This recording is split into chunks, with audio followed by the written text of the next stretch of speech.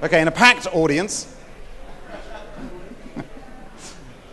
Maybe that tells us all we need to know about the future of journalism. That's rather sad. The only good thing, I did notice that the one good thing on this is that the future of journalism didn't have a question mark at the end of it. So at least that does suggest that we have a future. So that's quite good. Let me ask a very quick question of this huge audience. How many people here read a story in a newspaper this morning, listened to something on the radio, watched television? How many people consumed some news? Excellent. How many people here paid for that news? Yeah. Okay. So welcome to the problem.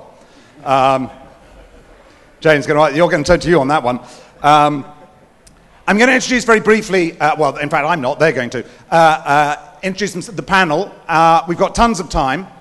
So these things live or die by the questions that we get from the audience. So please do feel free to call us on what we say, jump in at any point, wave your hand. I don't think we have mics, so you'll just have to shout. You'll just have to make yourself heard. So if we can just introduce ourselves. Corinne, if you want to start, just say who you are and what newspaper you're from, I think would be the most useful thing. Good morning, everybody. My name is Corinna Visser. In German, it's Corinna Visser. I'm working for a newspaper based in Berlin. It's called Der Tagesspiegel, which is, Berlin is the city,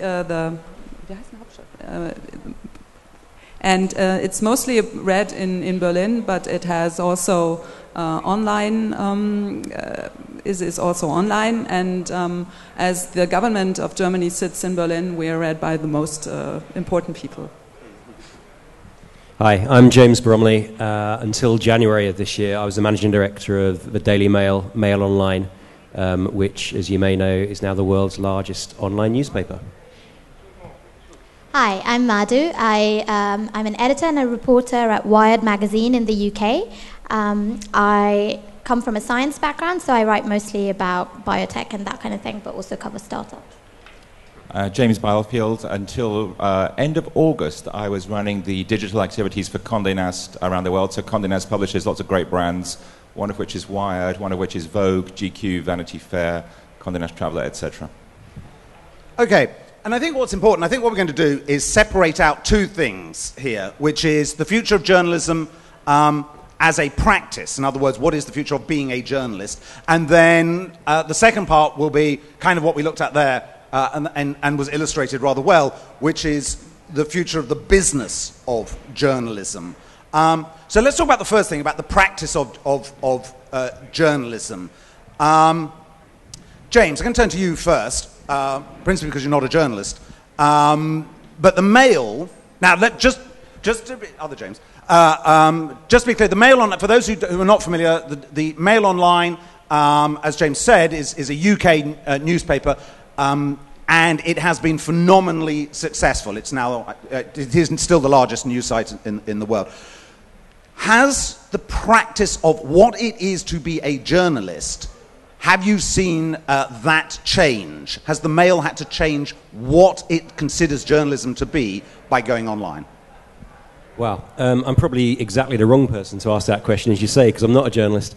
Look, I think we were very unfashionable in the way we went about creating really compelling online content. We didn't talk about journalists who created content for online and offline. We created bespoke teams. And they recognise that the online cadence is real time. It's 24/7. It's minute by minute. And if you're second to hit a story, you're not even on the radar in terms of traffic. So you have to be incredibly fast running. You have to predict where stories are going. You have to preemptively understand what's likely to happen. So has that changed journalism? Yeah, massively. You don't have reporters doing weeks and weeks of research and thinking about pieces and co-creating pieces as you might do in print. But that's not to say that it's any less diminished. It really is responding to the demands of users. Corinne, you work for a traditional newspaper. How do you respond to that? Do you think, well, if you say gone are the nice deadline, everything, there is a constant deadline. How do you maintain quality in a world like that? How do you maintain thinking time? How do you maintain, the ability to fact check properly? Do you see there's a conflict between the pressure, as James said, like, you've got to be first? Well, do you have to be first out there with the story? And if you do have to be first out with the story, how do you maintain quality? Well, that's the question. Do we want to be the first ones? Maybe they are better in this regard. To look at our work, we won't be the first. That's a pity. But we can. What we try to do is not saying you're not producing quality, but we are still in a not in this. We don't have the tempo that they have. But I think we are still needed, as there is so many information out there. Everybody can publish today. That's a big difference from yesterday. And so there's still be needed some portal where people go to have trust, and they know about the people that are behind, and that they know what they are doing. They know how to. What they do with information, they sort information, they analyze news, and what we have to do is to build some kind of a brand, and I think trust and credibility, that's very important in the online world also, because there's more information than there's ever been, and you need some kind of a navigator. And of course, people want to have news fast and news in real time, but still there's a need for somebody to say what the news is all about. And we are trying to be good in that field. But I think we should be better in tempo also. Okay, other end of the spectrum. James, and indeed Madhu, you work from monthly titles. You're probably, planning next summer's edition it's probably, being written as we speak. I mean, how does that, we're talking about you have to be, first in, you're talking about in minutes and seconds, and we'll come on to whether you have to do that, but that's one approach.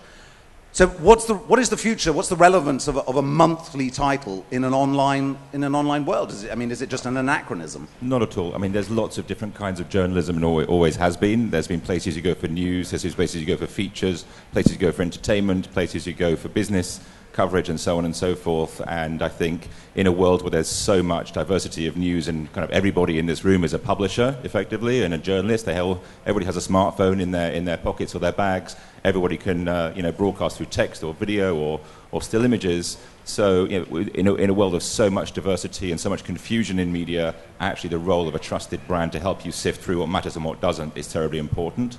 Some of it you need immediately, through Mail Online or through the Wired website or through newspaper websites around the world. But actually we see an increasing need for people who actually just sit back and find a media product with a start, a middle and an end, because actually consuming a magazine like Vogue, it's not so much about the news coverage, it's not really about news, it's analysis and a point of view about what matters and what's important, in Vogue's case in the world of fashion, and actually the idea of actually having 30 minutes to sit back and leaf through a magazine, it's an experience. It's not even it's not the kind of click and flick approach you find on a mobile phone, or people just seeking news while they're waiting for a bus.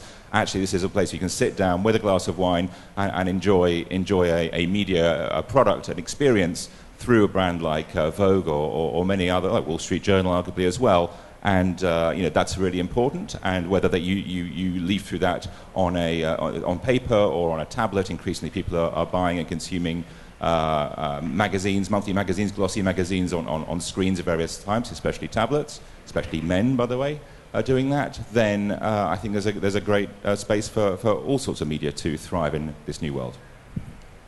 Yeah, I think we were talking yesterday, monthly magazines haven't been doing news for a long time. So I don't think we're at all trying to compete to kind of break anything.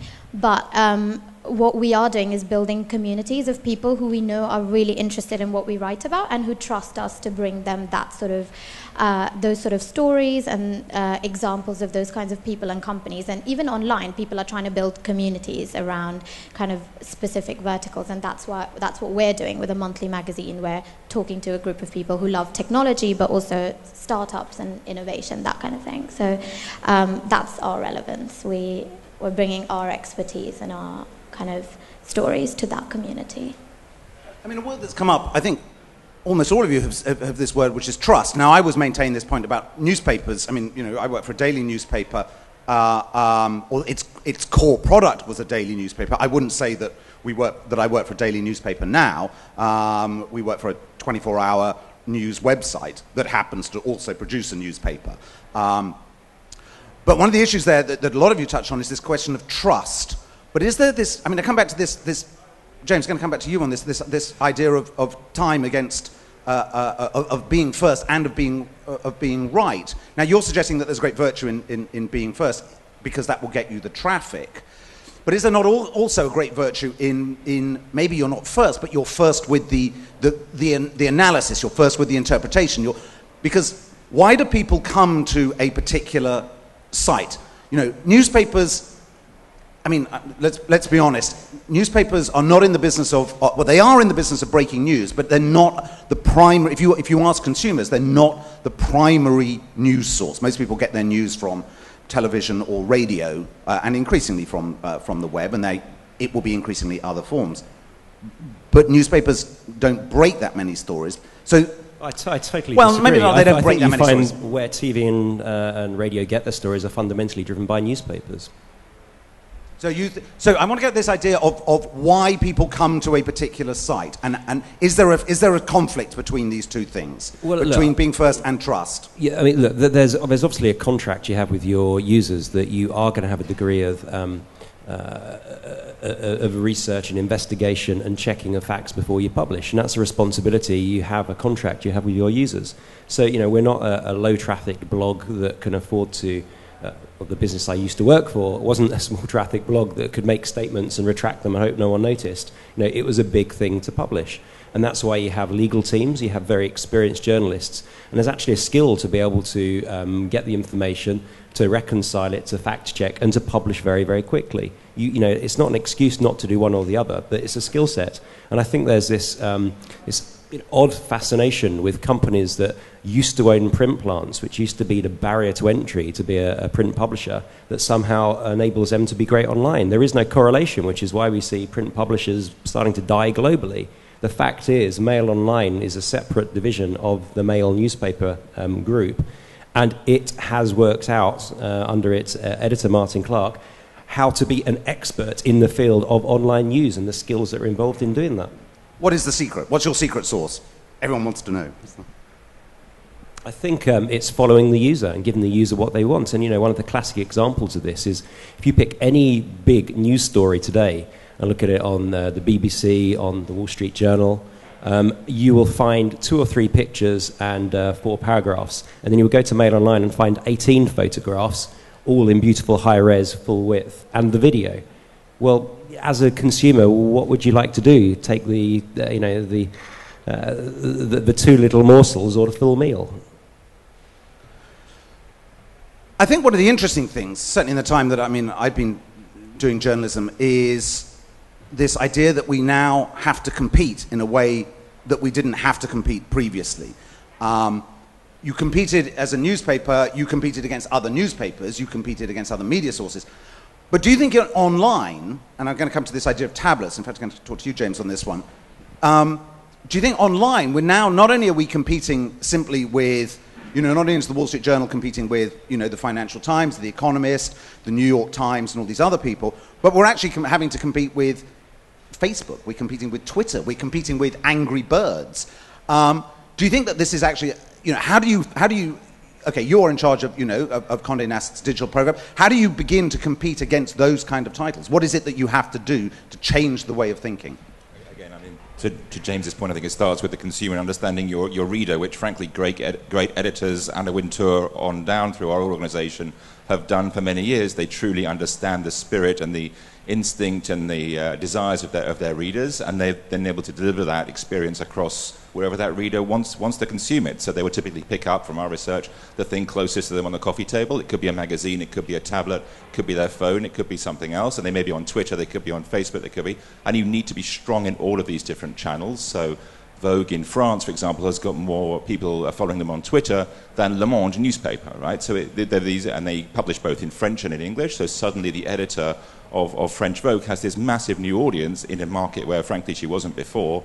And how do they do that? Well, they tweet live from the Paris fashion shows. So behind the velvet rope of the fashion shows, it's money can't buy access, something that would never be published directly in the magazine, but it's an extension of the experience you get through a brand like French Vogue. So I think it's taking the magazine heritage that you have, the expertise you have editorially, and the possibility and the potential of technology, and extending the brand across all of those different platforms and making sure you're relevant and alive to your audience wherever they happen to be.